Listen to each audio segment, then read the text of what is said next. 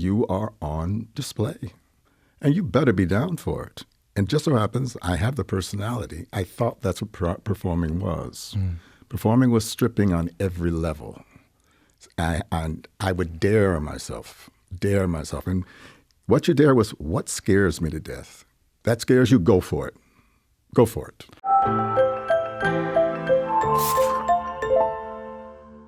Welcome to Toronto. Nice to have you back here. It's good to be here. Yeah. And you're here for this big Keith Haring thing. Yes.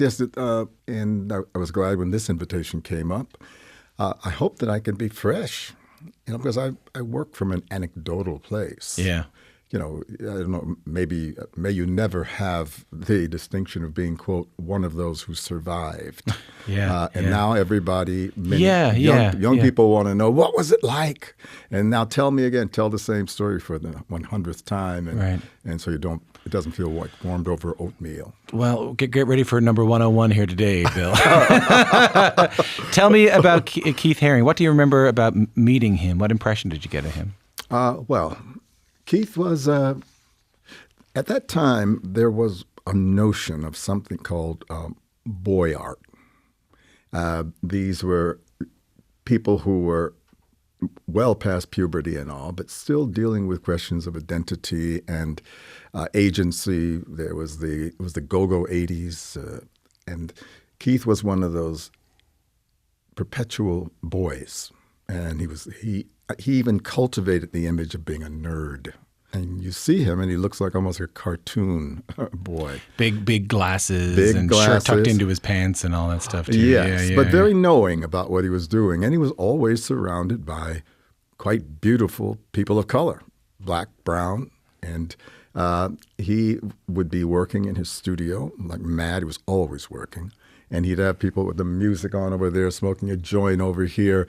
It was like kind of, it was a replay, I think, of what Warhol's factory might have been like 20 years before.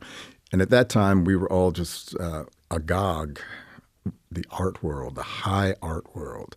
The high art world was, when I knew Keith, at least in the beginning, he was on the cover of 5 major art publications, Art Forum, Art in America, Art Now, all these things. And he didn't suffer the same concerns that maybe my generation, I'm older than Keith, this concern of, are you popular? He didn't care. Oh, he depended on it. Well, he was sort of this. Oh, yeah. Walt Disney was his idol. He wanted to be a household name. Now, you realize this is a generation or two after people want to be invisible.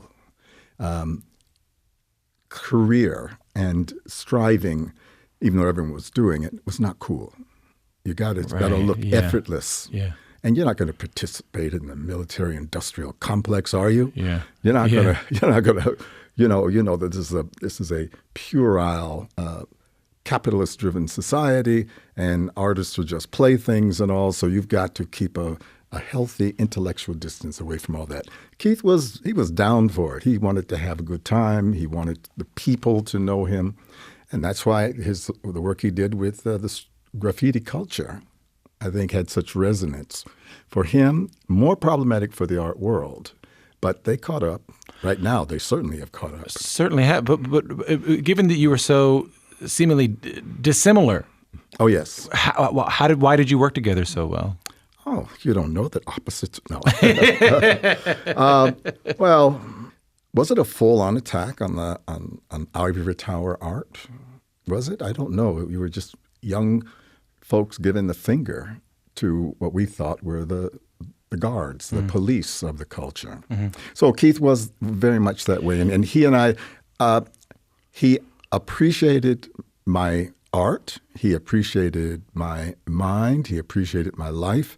Arnie Zane, 5'4", an Italian-American man. I'm a 6'1", African-American man.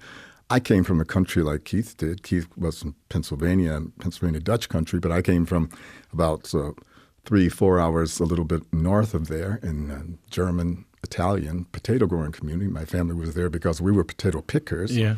But it was also he was younger than I was, but it was a time when the revolution, You know what I mean? The revolution, everything. I am not my body. Yeah. You're not your body. We can make it up. We can do what we want to do.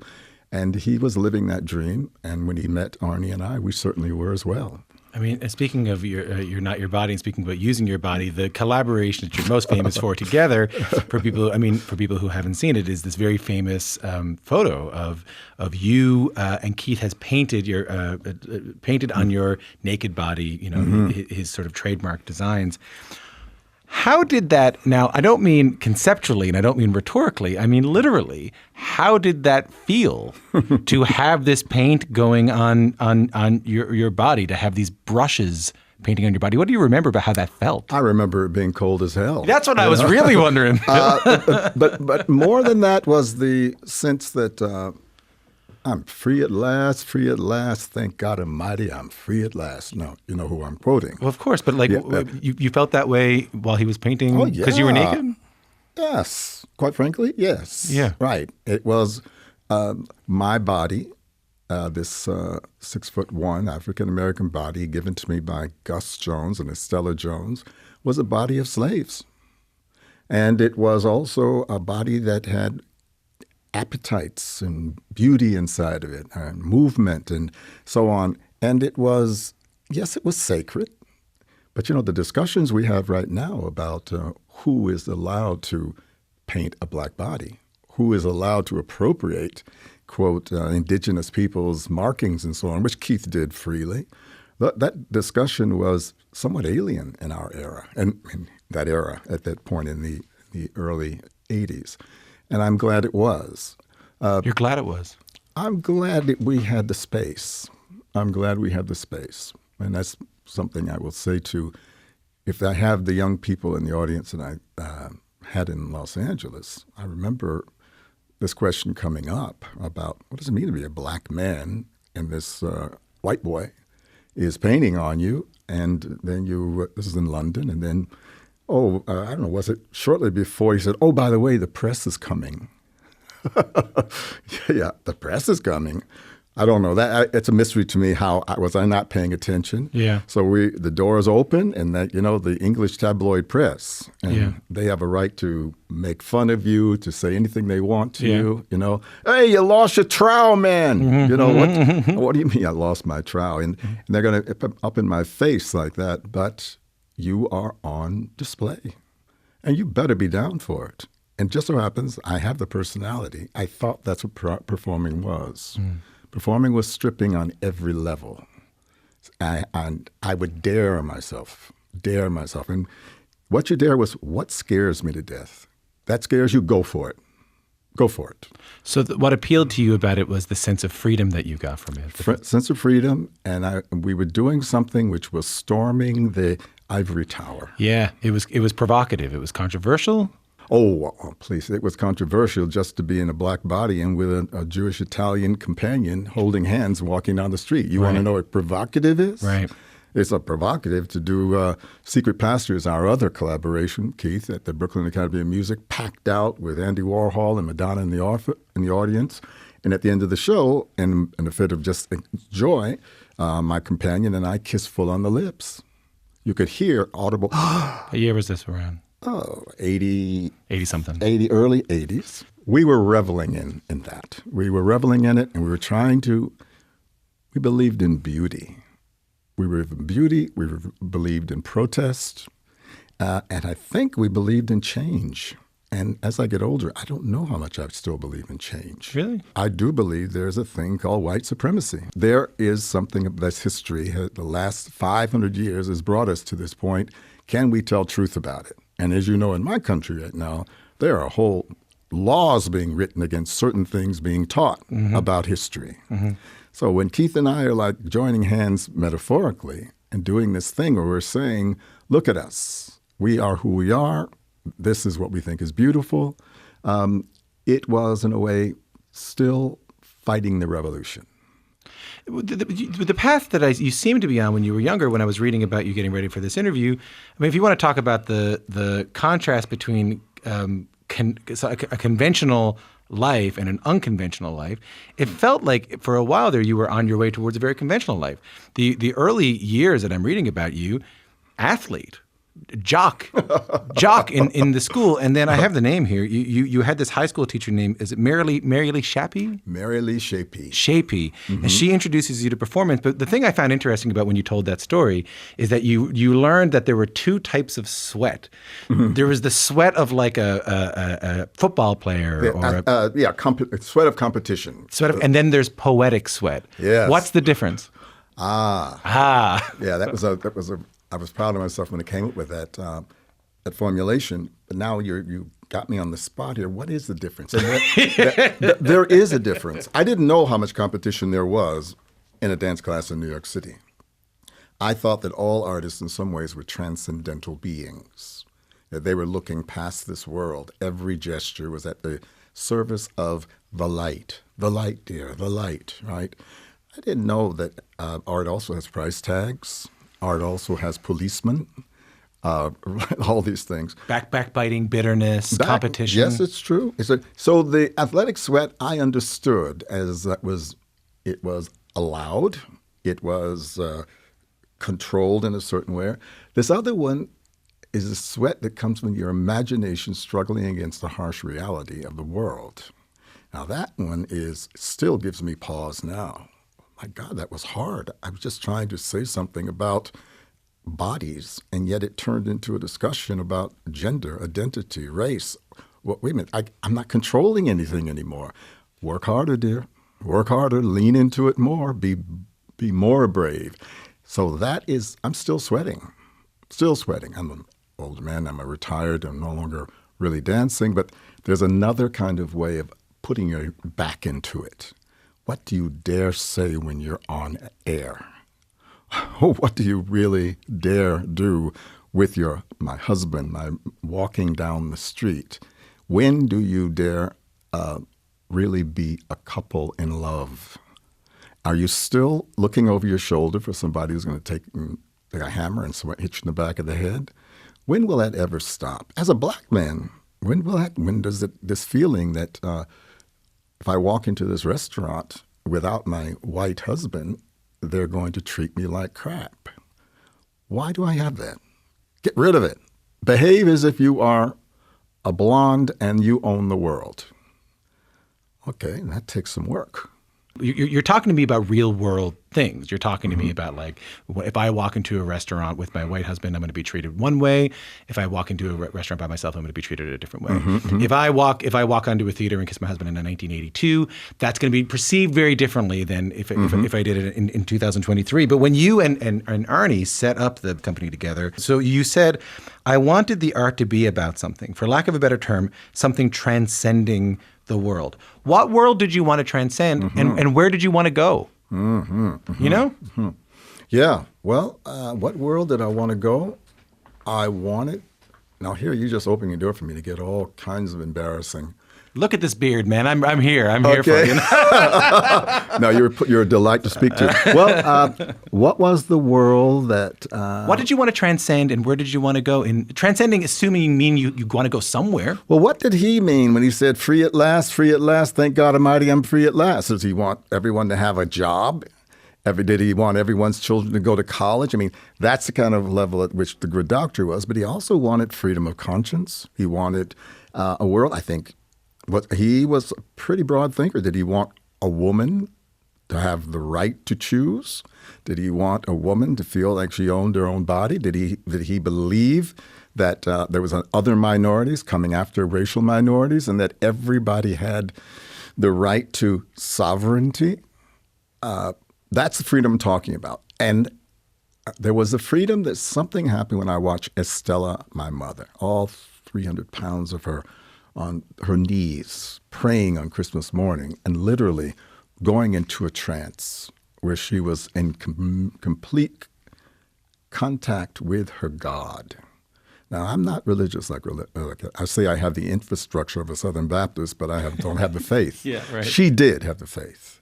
And it seemed to have sustained her. And she would go into something like trance. And it was terrible to look at. I called it sublime, the art, an event that terror verging on, She'd be All verging on terror is how I define the sublime. like consumed. I've seen people do this before. They sort of get consumed by the spirit. Well, let's not go to the holiness church. Yeah, there was that. But how do you do that in an artistic environment? How do you do that on stage at the Brooklyn Academy of Music? How do you find forms that will allow you to actually, quote, what do the Greeks call it? Ecstasis, which is out of self. Now, why do you want to do that?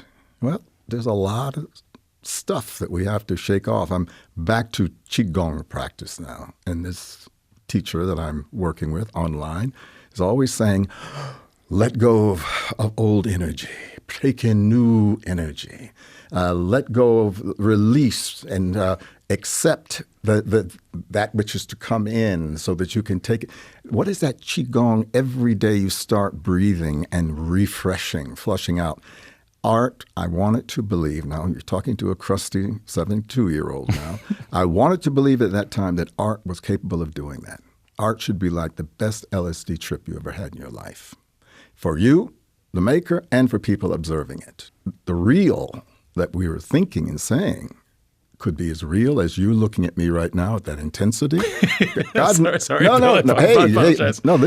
We're doing the deal right now. You're right. Okay. Right? This moment is like no other moment. Mm-hmm. Let's remember that. Mm-hmm. And it's very expensive to do in a world where everything has a price tag. Mm-hmm. But do you dare be in that moment, and can you witness what's really going on in you?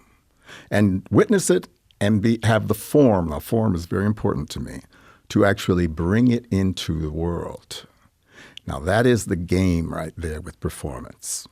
I know we all have big feelings, but what are you using to get it out so other people can actually, do they enter into it? Do they observe it? That's what we're trying to transcend. Find a language that allowed us to be, here's another tired word, free. I think about that an awful lot when it comes to the idea of like trying to, in this era that we're in right now, trying to spend more time trying to worship ideas versus worshiping people, trying to be enamored with ideas versus being enamored with people. But I want to go back to something you said a little bit earlier about.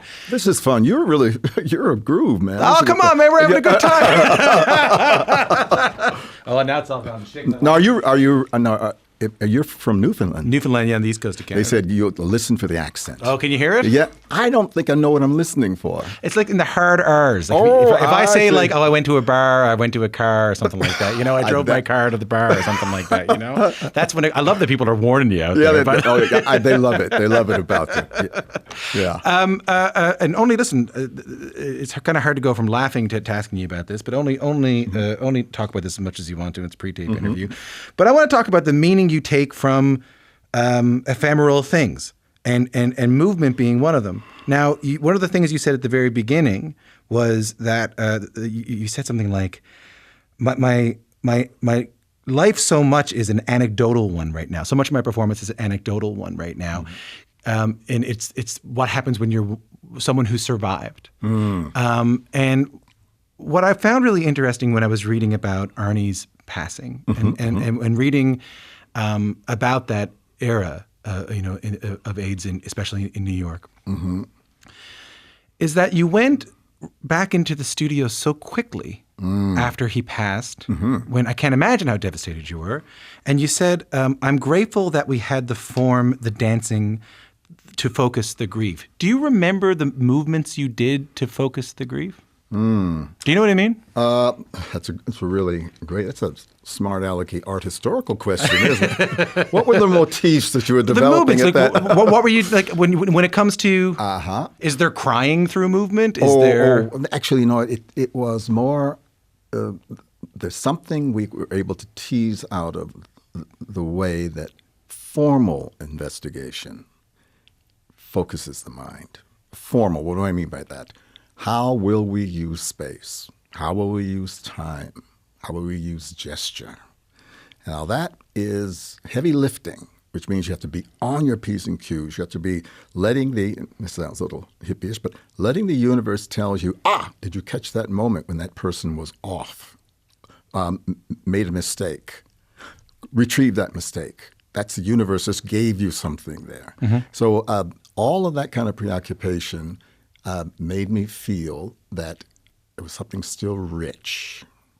My husband Bjorn tells me that he was his partner, Patrick Kelly, another black man who brilliant fashion designer, had just died, and Bjorn was in a bookstore in Paris, and he saw a picture of me jumping, and he liked the picture. I'm glad he liked the picture, but he also liked what I had to say about grief. And at that time, everybody had a microphone in my face asking me, "How do you do it?" And I say it now, and I think it's probably one of the best formulations. Identify those qualities in the person that you have lost. Cultivate them in yourself, and therefore they stay in the world. The piece around this era was a piece called D-Man in the Waters, and we quote the word artist Jenny Holzer. "In a dream, you saw a way to survive, and you were filled with joy." When I read that, I thought, hey, that's the way out of this. And with that came this, I might be screwing up the chronology, but a daydream that felt like a dream where it was a huge body of water, and there's all these people, many of them men, gay men like ourselves. They're swimming. Some of them are just having fun in the waters, and some of them are like drowning, and some of them are fighting, but nobody can see. But at the end of this lake, there's a huge waterfall. But we're out there, some swimming, some saving others. That was what the art was like. In a dream, you saw a way to survive. So yes, the space I create around me is a space that wants maximum freedom, but it's got to be held together by some sort of that term, keep your eye on the prize, keep your eye on the prize, hold on. What is that? What do you hold on to what? Hold on. Keep your eye on the prize. Hold on. My problem at age 72, what is the prize? What is the prize? To retire with dignity. Really? That's one of them. To not die alone. Yeah. And to be cherished as an elder. That seems to be happening, Bill. It's weird, isn't it? Yeah. Is it on my terms, you're saying? Well, people talk about you in very hushed tones, Oh, do they really? You haven't heard the people who are... I'm talking to the wrong people. Or maybe the right people. Because you're helping write my history here today. Can you say that quote about grief again? I was really struck by that. Yes, people ask me, how do you deal with grief? And I said, cultivate the qualities of the one that you have lost in yourself. And in that way, keep those qualities in the world. And that is how you deal with grief. Does that relate to the Still Here piece? Oh, very much. Because for people who don't know, it was inspired by these survival workshops you did. You're going to go all the way there, right? Well, I just want it's interesting to me. It was these things you learned in survival workshops you did across the U.S. with people who were suffering sickness and even terminal illness. We actually have a clip from one of the workshops. My name is Val, and the things that I love is my husband, my children, God, and my family. And the things that I fear are plane crashes, snakes, and ongoing cancer treatments. My name is Jay, and I love to make others smile. I love that I'm still needed, and I love to share love. I fear the loss of my friends to AIDS. I fear that my struggle to survive will be too painful. So that's a clip from a survival workshop from Thank you for that. Thank you for that. You're very welcome. Yeah, I can at least 3 of those people, I can still see their faces. Really? Those were intense workshops. Yeah. I bet you were sitting down with people and standing up, sitting down, taking out pieces of paper, drawing it was like kindergarten. Take this piece of paper, now draw your life. I'm not an artist, but no, pretend that your life started here. Now, could you conceptualize it as... And they would go at it. And now once you've drawn it, let's all go stand we put their hand on the shoulder of a person, and they're using their life as a road map, and they're walking us around this abstraction of their life. And I'm asking them questions like, well, what was the moment of your diagnosis like? What about your parents? What is and then they had to, as Val says, tell me what you love and tell me what you fear. And loss of control was a big fear. Love was all over the map, But I'm sorry, I didn't. What were you asking? That's fine. I mean, I was just going to, to be honest, I was going to ask you, one, about the conversations you had when you were doing this. Oh, they were heavy. There they are right there, right? Yeah, and each one of them had to make a gesture. This is something you do with people who primarily are untrained movers. Could you give me one gesture that, for instance, capsulizes your life or capsulizes where you are right now? So you can imagine there was a lot of hands together in prayer. There's a lot of open and looking up to the sky. There were some bizarre ones. But people were trying to think like a choreographer thinks. But they had to do it in the moment, and it had to be very personally invested. Right. And those shapes were recorded by the great Gretchen Bender. For those of your listeners who know video art, she was a real leader in that regard. She would capture those. We brought them back to the studio. They were taught to my professional dancers. And some of those workshops are actually projected while we were actually doing movement. I mean, looking back on it, it's really, really interesting because it was a piece that was wildly loved, also like panned. Decried? Yeah, I think there was like a New Yorker piece that really, really took it on and said that it was exploitative and all that. But like, and it was written by a woman, and we say she who shall not be named because. I think, quite frankly, she was just a little jealous that it was getting so much attention for something that she had not approved of. Right. So that was, she did not see the work because she said that She didn't see it, right? Don't go. They just want to make you feel bad. Right. Now, does that ring any bells? You know who Ron DeSantis is? Yeah, the governor of Florida ran for president. president. You know those things about how you're not supposed to teach kids about... Don't learn about slavery. Don't learn about... Sexual variations and all, because slavery is going to make them not like being an American. Yeah. And what's more, what he's saying is not being a white American. Not like being... You feel so bad what was she saying? And I've never had occasion to ever ask her, what do you mean that it don't go because they just want to make you feel bad, you know? And you ask me, what do I want to transcend? You know, I want to transcend feeling bad. I am still pissed about slavery. Yeah. I am pissed that Arnie Zane had to had the weight that he had in his moment of death, you know. But I also accepted, how's this for an idea, joyful participation in what? Now, this is back to the question of living.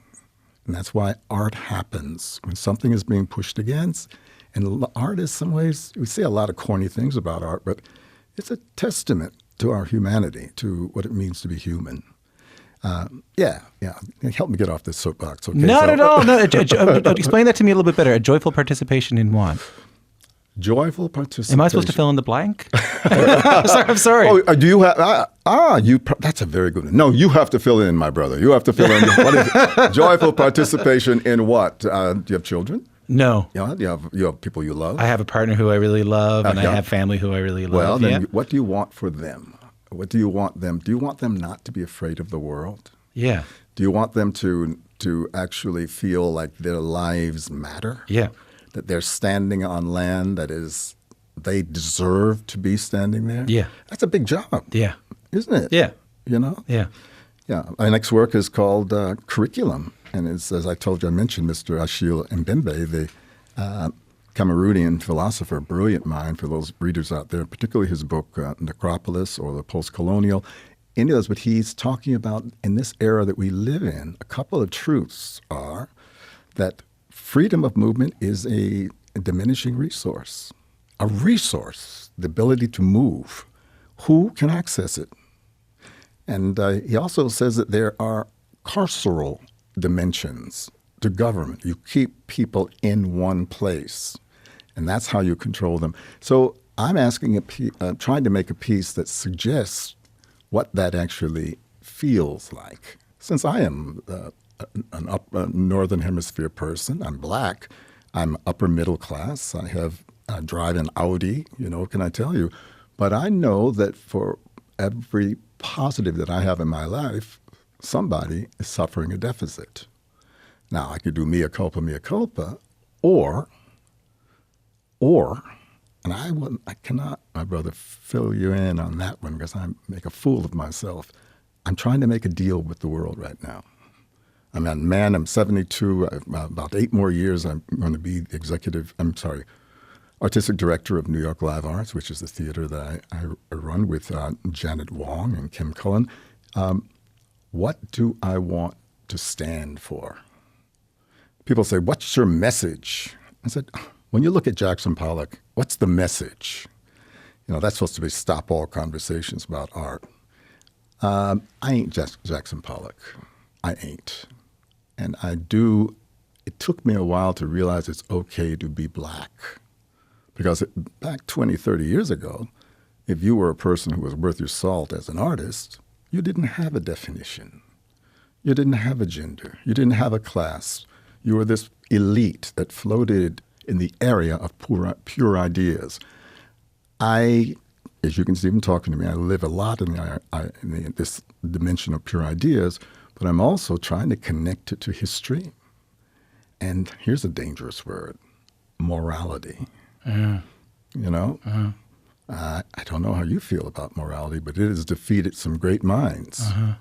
What is, in the great book, what is the moral thing to do when somebody is dying and you're benefiting from their death? Should you do seppuku, open your gut? Or what do you do? Do you make an abstract gesture that is so beautiful that people weep when they see it and they forget the world? Oh, that sounds pretty good. Not so easy to do, but... And does it actually achieve the ends that does it actually achieve the moral ends? It's a big... what's interesting was my last question for you was going to be like, you're 72, what's keeping you going? Like, what?